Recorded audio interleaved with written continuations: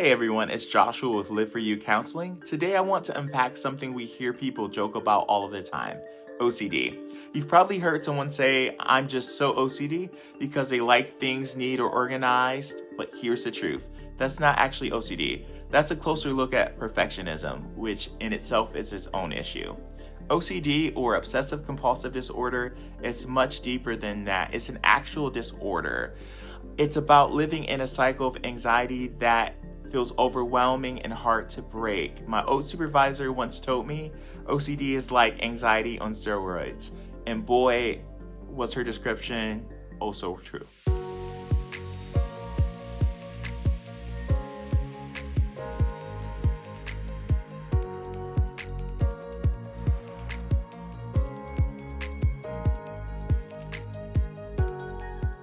In fact, OCD used to be considered an anxiety disorder in the DSM-4.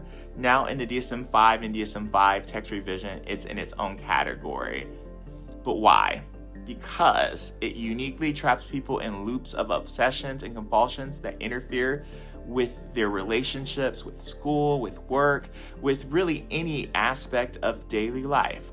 And let me stress this, OCD doesn't discriminate. It affects people across cultures, ages, and backgrounds. The International OCD Foundation reports that about 1 in 40 adults in the US will experience OCD in their lifetime. That's not rare. That's a lot of people quietly struggling. So today we're going to break down what OCD really is, what it looks like, and then I'll share 5 practical tips for dealing with it. But first, if you haven't already, go ahead and hit that like button, subscribe, and click the bell so that you don't miss any of our future videos. Because around here, we talk about mental health, self-development, and spirituality, and I'd love to have you be a part of this growing community at Live For You. So let's get into it. What exactly is OCD? So, OCD is comprised of 2 parts, obsessions and compulsions. Obsessions are those intrusive thoughts, images, or urges that pop up out of nowhere and feel completely out of your control. And here's the key. People with OCD don't want to actually experience these thoughts because they're often disturbing, illogical, or completely against that person's values, right? But these thoughts persist and continue to create intense guilt, shame, and anxiety. So some classic examples of these obsessions are relationship doubts.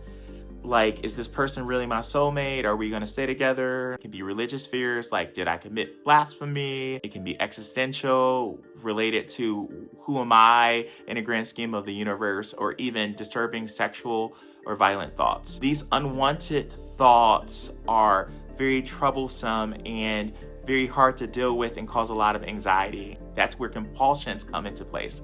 Compulsions are rituals or behaviors people turn to in an attempt to quiet those thoughts, even if it's just for a moment. They know deep down inside that it doesn't solve the problem, but in that moment, it gives them temporary relief. And I want to note that they can be physical or mental compulsions.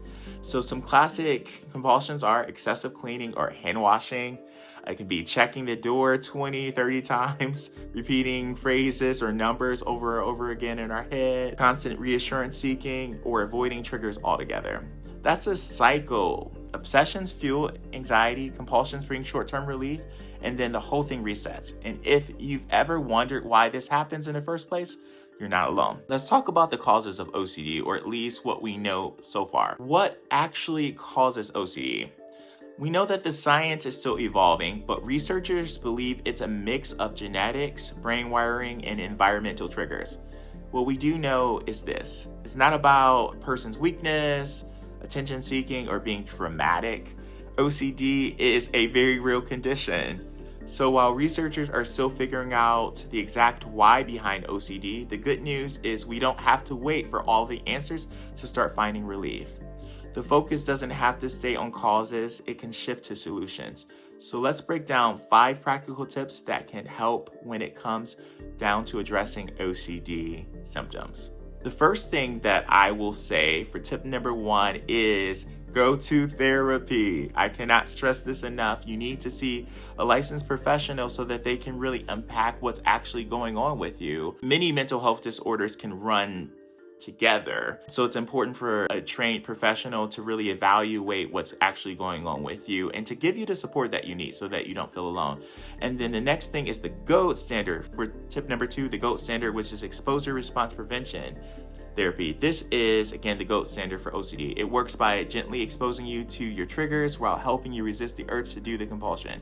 Over time, your brain learns that you can handle the anxiety without the ritual. What I will say is that not all therapies work for everyone. For tip number 3, we might have to explore some other therapies. So classic cognitive behavior therapy, we can challenge distorted thoughts. Acceptance and commitment therapy, we can learn cognitive diffusion to distance ourselves from those thoughts. And then mindfulness, we can learn to observe the thoughts without passing judgment. And then for tip number 4, medication may be appropriate. You need to consult with your primary care doctor or a licensed med prescriber to determine if that's a good fit for you. And then lastly, for tip number 5, it is a process.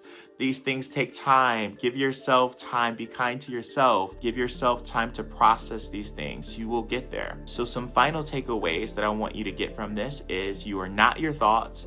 OCD tricks you into thinking that your thoughts have meaning. We as people think thousands of thoughts a day, and not all of our thoughts are meaningful, right? The only thing that's different between a person with OCD and a person without it is that a person that doesn't suffer from it moves on to the next thought when they think things that are crazy or abnormal. You will eventually, if you stay consistent in your therapeutic work, those of you that are suffering from OCD, you will develop these tools to help you to distance yourself from the thoughts and to deal with the thoughts as they come. It's not an overnight process, and it takes a lot of hard work, if I'm being honest, but you can get through it with the right help. I would like to leave you with this closing affirmation.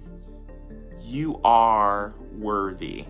You are worthy. Despite the pictures that your thoughts may paint in your head, those of you that are suffering from OCD, know that you are inherently worthy. You're not your thoughts, and you deserve to have freedom in your mind. It's just going to take time. So give yourself the opportunity to do that by seeing, again, a licensed, trained professional to help you sort through these things. In closing, I hope that you got something meaningful and valuable out of our discussion today. And remember to do what serves you at the end of the day. Live for you.